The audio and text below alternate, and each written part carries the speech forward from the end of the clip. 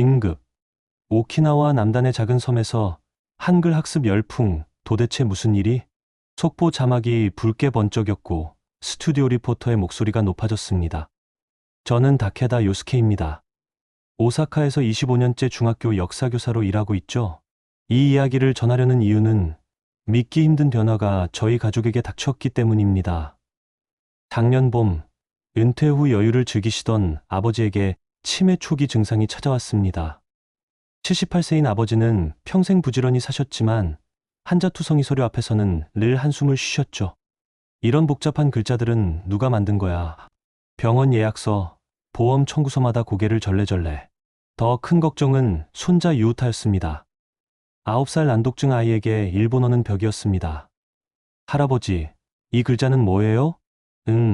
마나부인데 여기선 가쿠, 저기선 마나. 설명할수록 아이 얼굴이 굳어갔습니다. 책 읽기를 포기하려는 모습이 안타까웠죠. 그러던 어느 저녁 TV 속 화면이 제 눈을 사로잡았습니다. 오키나와현 이시가키 섬에서 주민들이 한국 문자인 한글을 배우기 시작했습니다. 화면 속 70대 할머니는 아, 오, 이를 또박또박 쓰고 있었습니다. 단 몇 주 만에 편지를 쓰게 됐다는 자막이 떴죠. 스문에게 글자만 알면 모든 소리를 쓸 수 있다니 아버지가 중얼거렸습니다. 그 순간 제 머릿속에 한 생각이 번개처럼 스쳤습니다. 혹시 문제는 문자 체계 자체였던 걸까? 그날 밤 잠이 오지 않아 유튜브를 보고 있던 저는 우연히 한국사 다큐멘터리를 클릭했어요. 세종대왕, 백성을 위한 문자 창제라는 제목이었습니다. 영상 속 내레이터가 말했습니다. 한글은 스문에 개의 자모로 모든 소리를 표현할 수 있습니다. 사랑을 예로 들면 시옷과 아로 사, 리을과 아 그리고 이응으로 랑입니다. 저는 깜짝 놀랐어요. 일본어는 한 글자에도 여러 읽는 법이 있는 복잡한 구조인데 한글은 소리 나는 대로 조립하면 끝이었거든요. 그날 밤 한글 자모를 써보다가 다음날 바로 유우타에게 가르쳐봤습니다. 유우타야, 새로운 글자를 배워볼래? 이게 안녕이야. 제가 한글로 써주며 설명했더니 유우타가 신기해했어요. 와, 소리 나는 대로 쓰는 거네요. 일주일 후 유우타는 자기 이름을 한글로 쓸 수 있게 되었고 좋아하는 로봇 이름까지 스스로 조합해서 썼어요. 아버지도 한글로 쓰인 메모를 술술 읽어내시더군요. 소리 나는 대로 읽으면 되는구나. 그때 저는 확신했습니다. 이건 교육의 혁명일지도 모른다. 한 달 후 유우타가 말했을 때 정말 감동이었어요. 이제 책 읽는 게 무섭지 않아요. 이 경험을 혼자만 간직하기에는 너무 아까웠습니다. 우리 반에도 복잡한 일본어 때문에 고생하는 아이들이 많았거든요. 교장 선생님께 찾아가 제안했습니다. 방과 후 특별 수업으로 문자 학습 원리에 시간을 만들어 주실 수 있을까요? 처음에는 의아해하시던 교장 선생님도 제가 쉽게 설명해 드리자 관심을 보이셨어요. 일본어는 히라가나 46자, 가타카나 46자, 상용한자 1006자로 총 1098개를 익혀야 합니다. 하지만 한글은 24자만 알면 모든 단어를 표현할 수 있어요. 그런데 우리가 한국어를 가르치는 게 맞을까요? 아닙니다. 문자 학습 원리를 이해시키는 겁니다. 그러면 일본어 학습도 훨씬 쉬워질 것입니다. 유우타를 불러와 시연을 보여드리자 교장 선생님이 깜짝 놀라셨어요. 정말 한 달 만에 이렇게 변했다고요? 일주일 후 방과 후 특별반이 개설되었습니다. 문자 학습에 어려움을 겪는 5명의 학생이 참여했어요. 첫 수업에서 저는 칠판에 간단한 도표를 그렸습니다. 오늘부터 소리를 글자로 바꾸는 마법을 배울 거예요. 야마다 하루카를 소리나는 대로 써보면 하루카가 됩니다. 하루카가 깜짝 놀라며 말했어요. 선생님, 정말 제 이름이에요. 30분도 안 되어서 5명 모두가 자신의 이름을 한글로 쓸 수 있게 되었어요. 아이들의 반응은 폭발적이었습니다. 완전 쉬워요. 일본어보다 훨씬 간단해요. 두 번째 수업에서는 좋아하는 캐릭터 이름을 한글로 써봤어요. 피카츄, 도라에몽. 아이들이 금세 패턴을 파악하기 시작했습니다. 선생님, 추는 치읓의 유죠. 세 번째 수업부터는 아이들이 직접 단어를 만들기 시작했어요. 자신이 좋아하는 것들을 한글로 표현하기 시작한 거죠. 한 달 후 더욱 놀라운 일이 일어났습니다. 켄지가 말했어요. 선생님, 일본어 한자도 한글처럼 소리 부분이 있는 것 같아요.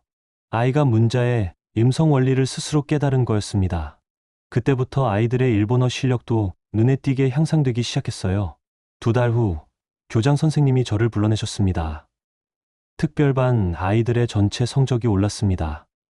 국어뿐만 아니라 다른 과목도 좋아졌어요. 이 방법을 다른 반에도 적용해 볼까요? 저는 그때 깨달았습니다. 이건 단순히 한글을 가르치는 게 아니라 아이들에게 학습에 대한 자신감을 심어주는 일이었다는 걸 말이에요. 그날 밤, 가족과 함께 이야기했습니다.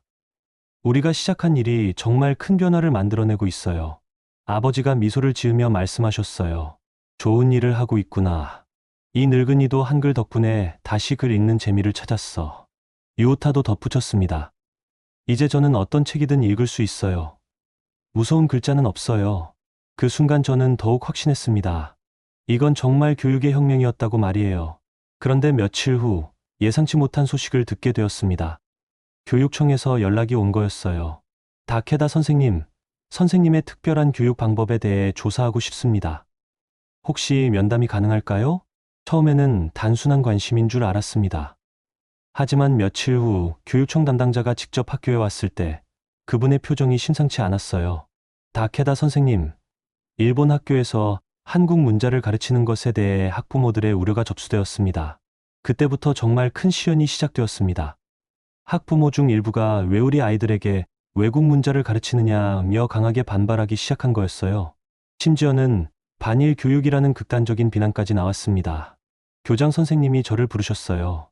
다케다 선생, 죄송하지만 당분간 특별반 수업을 중단해야겠습니다. 교육청의 공식 검토가 끝날 때까지. 그 순간 저는 무너지는 기분이었습니다.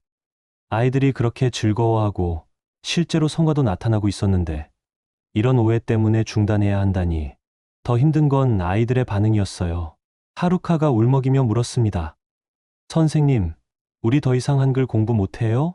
켄지도 실망한 얼굴로 말했어요. 저 이제 막 재밌어졌는데. 그날 밤 집에서 유우타에게도 말해야 했습니다. 유우타야, 학교에서 한글 수업을 더 이상 할 수 없게 되었어. 유우타가 갑자기 울음을 터뜨렸어요. 왜요? 우리가 뭘 잘못했어요? 한글은 나쁜 글자가 아닌데. 아버지도 한숨을 쉬시며 말씀하셨습니다. 세상 일이란 게 참 복잡하구나. 좋은 일도 사람들이 오해하면 이렇게 되는 거야. 저는 그때 깨달았습니다. 교육의 혁신이라는 게 단순히 좋은 방법을 찾는 것만으로는 안 되는구나. 사회의 편견과 오해라는 벽을 넘어야 하는구나. 하지만 포기할 수는 없었습니다. 아이들의 그 밝은 표정들, 학습에 대한 자신감을 되찾던 순간들이 너무 소중했거든요. 저는 결심했습니다. 다른 방법을 찾아보자고. 교육청의 압박에도 불구하고 저는 포기할 수 없었습니다. 아이들의 변화를 직접 봤는데 어떻게 그냥 멈출 수 있겠어요. 며칠 후 여러 학부모님들이 직접 찾아오셨습니다. 선생님, 우리 아이가 집에서도 계속 한글을 써보고 있어요. 이렇게 글자 공부를 좋아한 건 처음이에요. 혹시 집에서도 가르쳐 주실 수 있을까요? 학부모들의 직접적인 요청을 받고 저는 새로운 방법을 생각해냈습니다. 그럼 토요일마다 우리 집에서 한글 동아리를 만들어 볼까요? 첫 번째 토요일 5명이었던 아이들이 8명으로 늘었습니다. 소문을 듣고 다른 학급 아이들도 온 거였어요. 2개월이 지나자 정말 놀라운 변화들이 일어나기 시작했습니다. 가장 극적인 변화는 난독증이 있던 사쿠라에게서 일어났어요. 일본어 한 줄 읽는데 10분씩 걸렸던 아이가 한글로는 술술 읽어냈습니다. 선생님, 이상해요. 한글로는 머리가 안 아파요. 중학생 타로는 영어 단어 암기에 한글을 활용하기 시작했습니다. 애플을 애플로 한글로 적으니까 훨씬 기억하기 쉬워요. 더 놀라운 건 어르신들의 변화였어요. 이웃집 할머니께서 한글을 배우신 지 한 달 만에 스마트폰으로 손자에게 메시지를 보내기 시작하신 거예요. 사랑해요라고 한글로 보냈더니 손자가 깜짝 놀라더라고. 80세 할아버지도 가게 장부를 한글로 쓰기 시작하셨어요. 오늘 라멘 500엔 팔았다. 이렇게 쓰니까 한눈에 들어오네. 심지어 마을 이장님까지 관심을 보였습니다. 요스케 씨, 마을 회의록도 한글로 써보면 어떨까? 어르신들이 더 쉽게 이해하실 것 같은데. 3개월 후에는 정말 상상도 못했던 일이 벌어졌어요. 마을 전체가 하나의 거대한 한글 학습 공동체가 된 거였습니다. 마을 곳곳에 한글 간판과 안내문이 나타나기 시작했어요. 구멍가게에는 라멘 500엔, 우유 200엔이라는 가격표가 붙었고 공민관 게시판에도 마을 체육대회 참가자 모집, 10월 15일이라는 한글 공지사항이 등장했어요. 그런데 문제는 이런 변화가 너무 눈에 띈다는 거였어요. 어느 날 아침 충격적인 뉴스를 봤습니다. 오사카 인근 마을에서 한글 열풍, 일본 교육계 우려 표명, 일본 전통 교육을 저해하는 외국 문자 확산이라는 자극적인 제목이 나왔습니다. 교육청에서 즉시 연락이 왔어요. 사회적 논란이 커지고 있습니다. 더 이상 한글 관련 활동은 중단하세요. 학교에서도 정식 경고가 내려왔고 동료 교사들까지 반대하기 시작했어요. 나카무라 선생이 말했습니다. 다케다 씨, 우리는 일본 교사잖아. 일본어 교육에 전념해야지. 왜 외국 문자까지 가르치려고 하는 거야? 사사키 선생도 덧붙였어요. 아이들이 혼란스러워할까봐 걱정이야. 국어 교육에 방해가 되지 않을까? 가장 충격적이었던 건 일부 학부모들의 극단적인 반응이었습니다. 익명의 학부모 민원이 들어온 거였어요. 우리 아이들을 한국인으로 만들려는 것 아닙니까? 일본 정체성을 잃게 만드는 위험한 교육입니다. 언론의 보도도 점점 자극적으로 변해갔어요. 특히 일부 보수 언론에서는 이런 극단적인 표현까지 사용했습니다. 한글에 물든 마을, 일본이기를 포기했나? 외국 문자 확산으로 국가 정체성 흔들려. 이런 보도들을 보며 저는 정말 마음이 아팠습니다. 우리는 단순히 아이들이 더 쉽게 배우기를 바랐을 뿐인데 이렇게 정치적 문제가 될 줄은 몰랐거든요. 더 힘든 건 아이들의 반응이었어요. 하루카가 울먹이며 물었습니다. 선생님, 우리가 나쁜 짓을 한 건가요? 켄지도 걱정스러운 얼굴로 말했어요. 저희 때문에 선생님이 혼나시는 거예요? 그날 밤 집에서 유우타도 걱정스러운 얼굴로 말했어요. 우리 잘못한 거예요? 좋은 뜻으로 시작한 일인데 이렇게 될 줄은 몰랐구나. 저는 깊이 고민했습니다.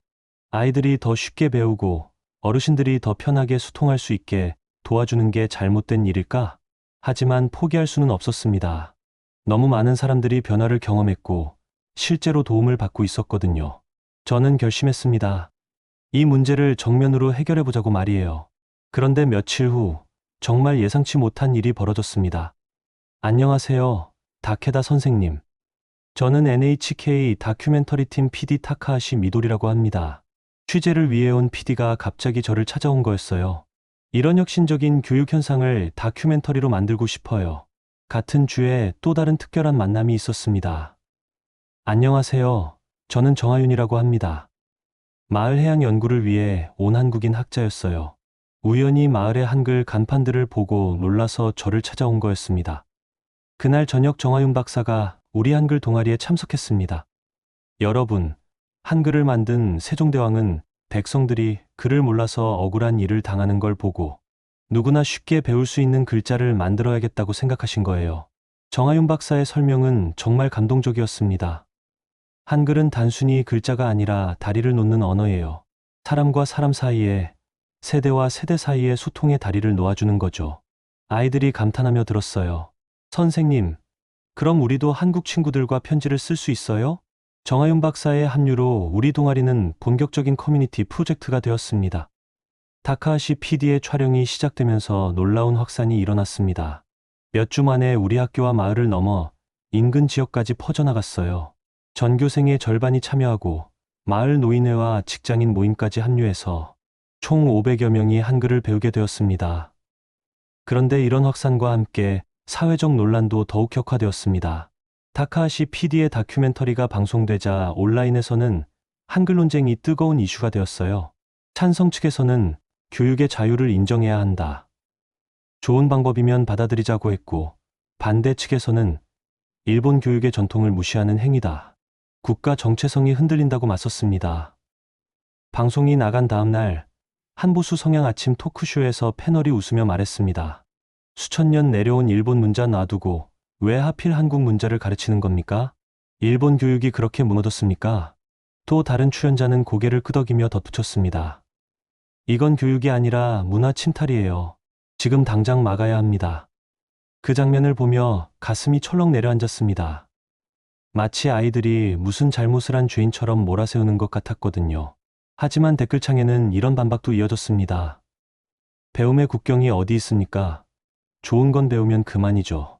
교육계에서도 의견이 갈렸어요. 교육학자는 혁신적인 교육 실험으로 의미가 있다. 실제 결과를 보고 판단해야 한다고 했고, 전통주의 진영에서는 일본 학교에서 외국 문자를 가르치는 것은 부적절하다고 강하게 반발했습니다. 이렇게 학습 자유와 전통 보존이라는 구도가 선명하게 나타났습니다. 정말 놀라운 건 이 논쟁이 전국적 화제가 되면서 비슷한 실험들이 다른 지역에서도 시작되었다는 거였어요. 도쿄의 초등학교에서는 다문자 학습법을, 오사카의 노인복지관에서도 인지능력 향상 프로그램에 한글을 도입했습니다. 심지어 교육부에서도 공식 입장을 발표할 정도였어요. 현재 여러 지역에서 진행되고 있는 다양한 문자 학습 실험에 대해 면밀히 검토하고 있습니다. 그런데 더 심각한 상황이 벌어졌습니다. 일부 극우단체에서 우리 마을에 항해 방문을 하겠다는 소식이 들려온 거예요. 한국 문자로 일본 아이들을 세뇌시키는 반일 교육을 중단하라. 이런 과격한 구호까지 나왔습니다. 교장 선생님이 저를 급하게 부르셨어요. 다케다 선생, 상황이 심각합니다. 아이들의 안전을 위해서라도 당분간 모든 활동을 중단해야겠습니다. 그 순간 정말 무너지는 기분이었습니다. 아이들이 그렇게 즐거워하고 실제로 성과도 나타나고 있었는데 극단적인 반대 때문에 모든 걸 포기해야 한다니. 더 힘든 건 아이들의 반응이었어요. 하루카가 울먹이며 물었습니다.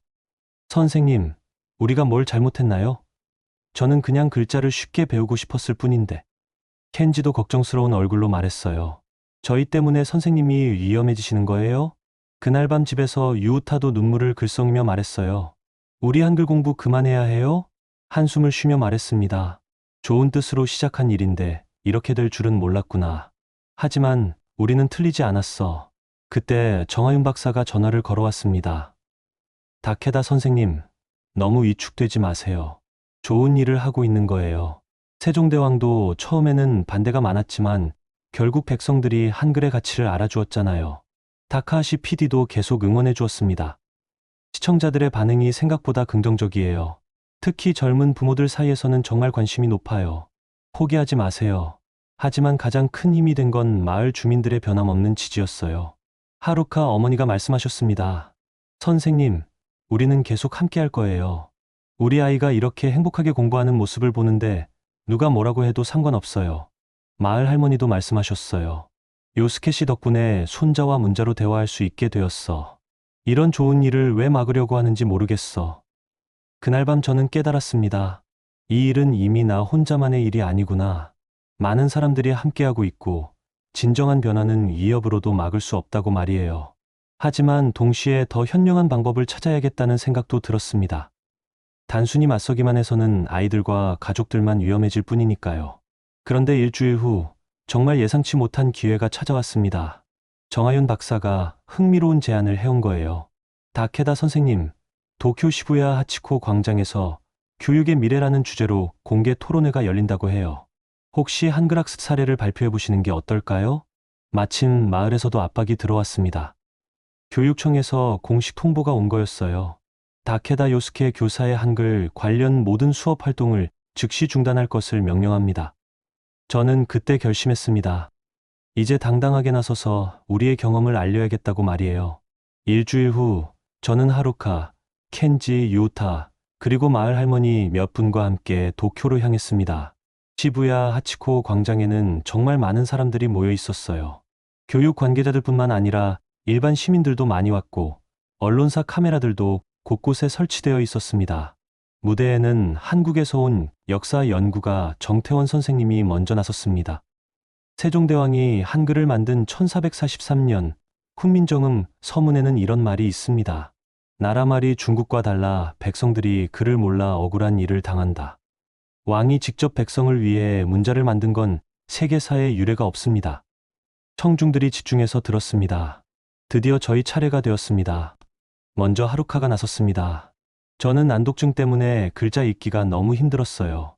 하지만 한글을 배운 후에는 책 읽기가 무섭지 않아요. 이어서 마을 할머니께서 무대에 오르셨어요. 저는 80세입니다. 복잡한 일본어 때문에 스마트폰을 포기했었는데 한글을 배우고 나서 손자와 문자 메시지를 주고받을 수 있게 되었어요. 할머니가 스마트폰으로 한글 메시지를 보내는 모습을 시연하자 감탄이 나왔습니다. 켄지도 용기 있게 발표했어요. 저는 한글을 배우고 나서 일본어 한자도 더 잘 이해하게 되었어요. 글자에는 소리와 뜻이 있다는 걸 깨달았거든요. 그런데 발표가 끝나자 객석에서 날카로운 질문이 날아왔습니다.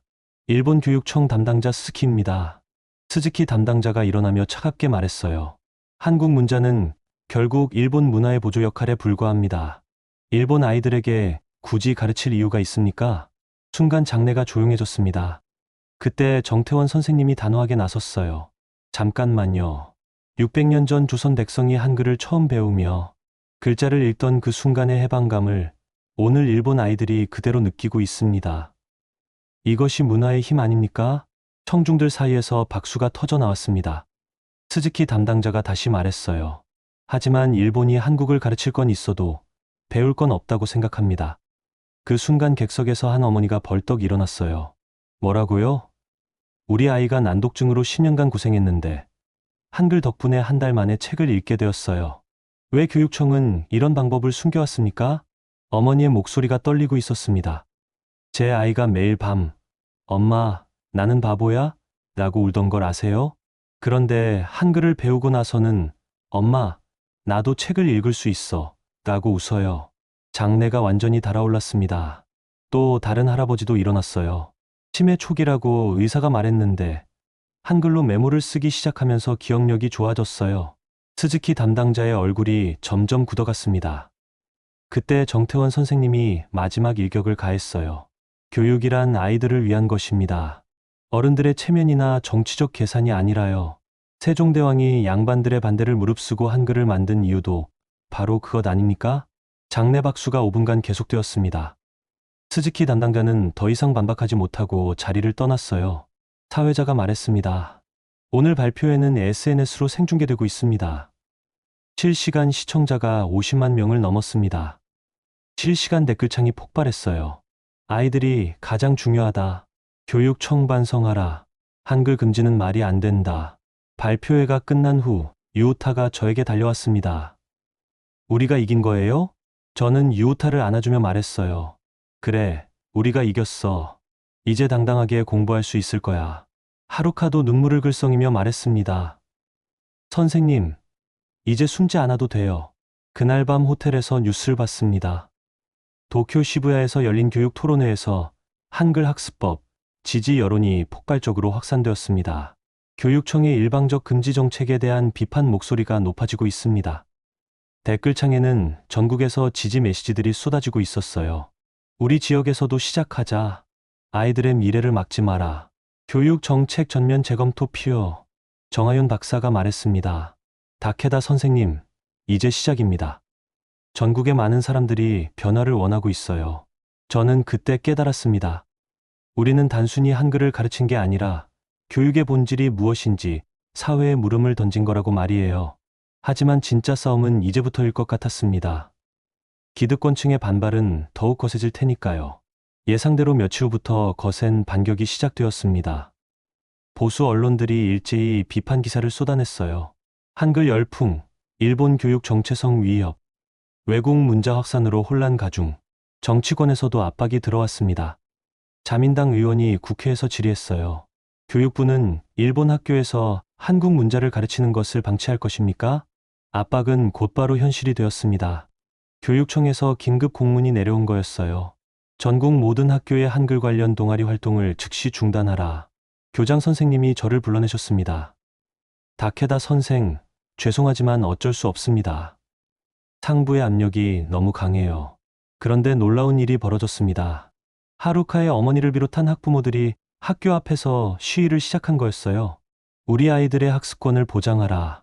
한글 교육 중단 철회. 아이들도 함께 했습니다. 하루카가 손수 만든 피켓을 들고 있었어요. 저는 한글 덕분에 책을 읽을 수 있게 되었어요.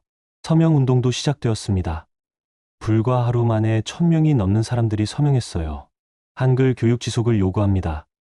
이런 상황에서 타카하시 PD가 저에게 연락을 해왔습니다. 다케다 선생님, 제가 난독증 아이들의 전후 변화를 데이터로 정리해봤어요. 정말 놀라운 결과입니다. 타카하시 PD가 보여준 자료는 충격적이었어요.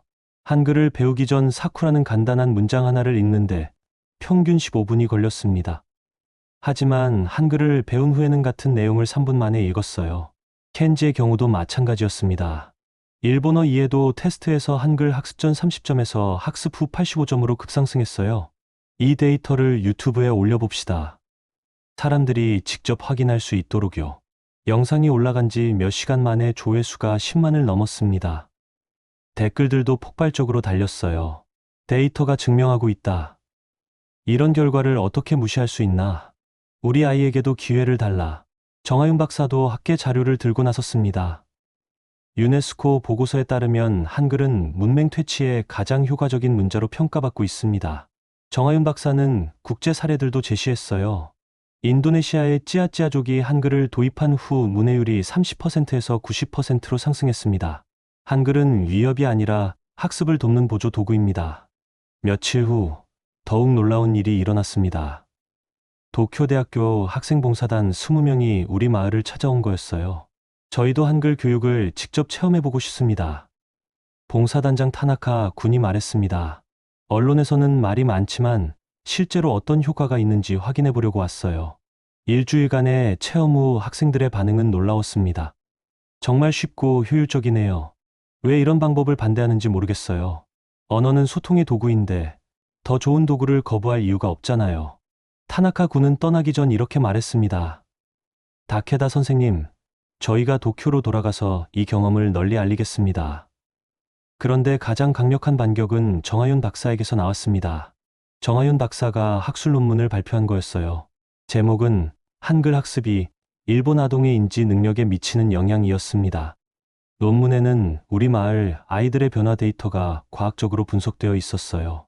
한글 학습 후 난독증 아동의 읽기 속도가 평균 400% 향상되었으며 일반 아동들의 문자 인식 능력도 150% 증가했다. 더 중요한 건 논문의 결론이었습니다. 한글은 일본어를 대체하는 것이 아니라 문자 학습의 기초 능력을 향상시키는 보조 도구로 활용될 수 있다. 이는 아동의 전반적인 학습 능력 향상에 기여한다. 논문이 발표되자 학계에서도 반응이 나왔어요. 도쿄대 교육학과 교수가 인터뷰에서 말했습니다. 과학적 데이터를 무시하고 감정적으로 반응하는 것은 학자의 자세가 아닙니다. 결과가 좋다면 받아들일 줄 알아야죠. 교육부에서도 입장이 바뀌기 시작했어요. 현재 제출된 연구 자료를 검토 중이며 과학적 근거를 바탕으로 정책을 결정하겠습니다. 그때 정하윤 박사가 결정적인 한마디를 했습니다. 언어는 도구입니다. 그리고 더 효율적인 도구는 더 많은 생명을 살립니다. 난독증으로 고통받던 아이들이 웃으며 책을 읽는 모습을 보셨다면 이것이 단순한 교육 방법이 아니라 생명을 살리는 일이라는 걸 아실 겁니다. 이 말이 언론에 보도되자 여론이 완전히 바뀌었어요. 생명을 살리는 교육을 막을 수 있는가? 교육을 정치가 가로막아서는 안 된다. 시위를 하던 학부모들에게도 희망이 보이기 시작했습니다. 하루카 어머니가 눈물을 글썽이며 말했어요. 드디어 우리 목소리가 들리는 것 같아요. 마을 할머니들도 힘을 얻었습니다. 요스케 씨, 우리가 옳았어. 좋은 건 좋은 거야. 그런데 가장 기뻤던 건 아이들의 변화였어요. 유우타가 말했습니다. 이제 정말 우리가 이긴 거예요? 하루카도 환하게 웃으며 말했어요. 선생님, 저는 이제 당당해요. 우리가 하는 공부가 정말 좋은 거라는 걸 모든 사람이 알게 되었잖아요. 그날 밤 저는 깨달았습니다. 감정만으로는 안 되는구나. 논리와 데이터, 그리고 과학적 근거가 있어야 진정한 설득이 가능하다는 걸 말이에요.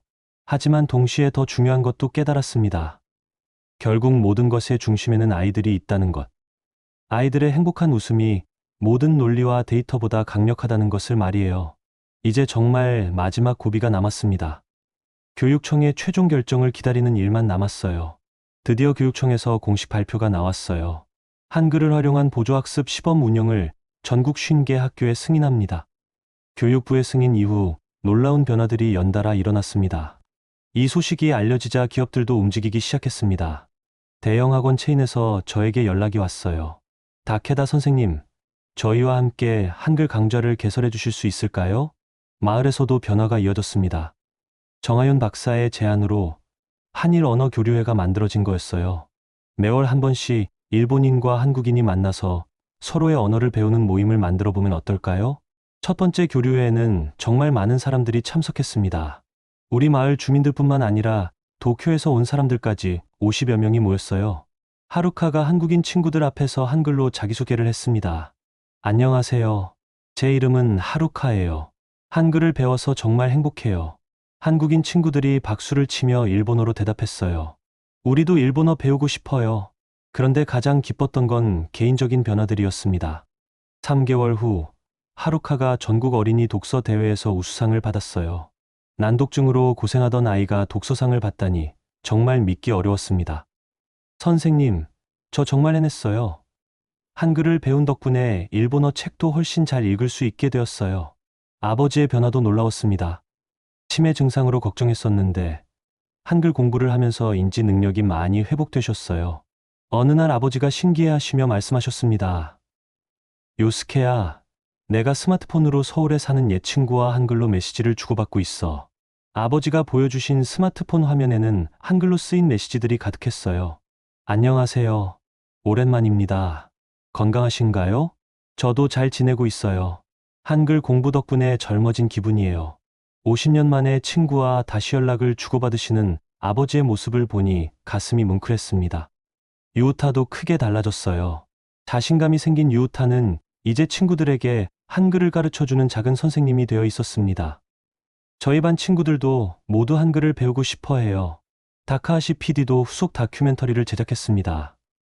이번에는 우리 마을뿐만 아니라 전국으로 확산된 한글 학습 현장들을 담았어요.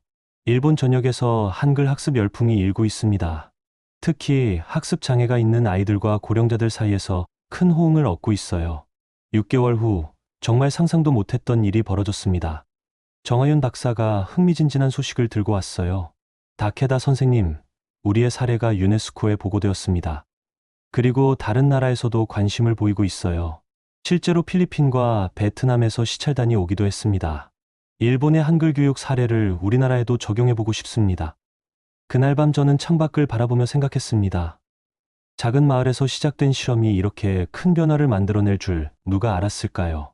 아이들의 웃음소리가 세상을 바꾼 거였어요. 1년 후, 저는 유우타와 아버지와 함께 특별한 여행을 떠났습니다. 서울로 가는 여행이었어요. 서울에 도착하자 늦겨울의 찬바람이 얼굴을 스쳤지만 우리의 발걸음은 가벼웠어요. 광화문 광장으로 향하는 길, 저 멀리 웅장하게 솟은 세종대왕 동상이 눈에 들어왔습니다. 수백 년의 세월을 견뎌낸 청동빛 유용은 마치 오늘 우리를 기다린 것처럼 고요히 빛나고 있었어요. 유우타가 제 손을 꼭 잡으며 눈을 반짝였어요. 할아버지 세종대왕님이 정말 이렇게 크신 분이었군요. 그 목소리에는 존경과 경이로움이 섞여 있었습니다.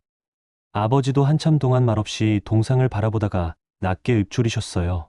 600년 전 이런 분이 있었기에 지금 우리가 이 자리에 설 수 있는 거야. 광장 한쪽에는 태극기가 겨울 찬바람에 휘날리고 있었습니다. 모든 풍경이 하나의 장대한 역사책처럼 펼쳐져 있는 것 같았습니다. 나는 세종대왕의 아래에 서서 마음속으로 조용히 말했습니다. 당신이 만든 한글이 국경을 넘어 일본의 아이들을 웃게 했습니다. 그리고 이제는 아시아를 넘어 전 세계로 번져가고 있습니다.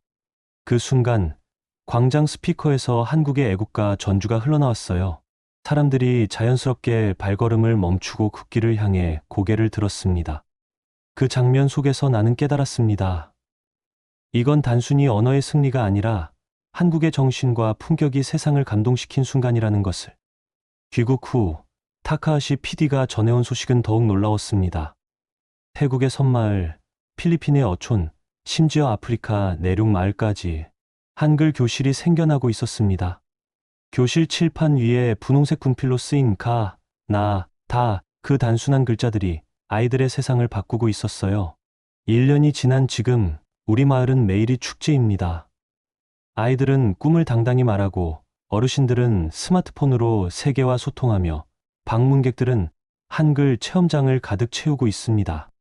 유우타가 내 옆에서 웃으며 말했어요. 우리가 한 일이 정말 대단한 거예요?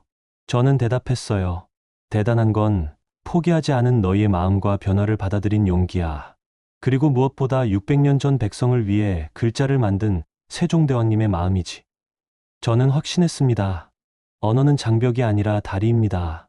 그것이 바로 우리가 찾은 답이었어요. 문제는 문자 체계가 아니라 더 나은 방법을 찾으려는 우리의 의지였다. 그리고 그 의지만 있다면 어떤 벽도 뛰어넘을 수 있다는 것을 말이에요. 여러분의 마음속에도 이런 다리가 세워지길 바랍니다. 이 이야기가 마음을 울렸다면 좋아요와 구독, 그리고 공유로 더 많은 사람들에게 전해주세요. 당신의 클릭 한 번이 또 다른 세상과 누군가의 미래를 바꿀 수 있습니다. 감사합니다. 언어는 벽을 세우지 않는다. 그것은 다리를 놓는다.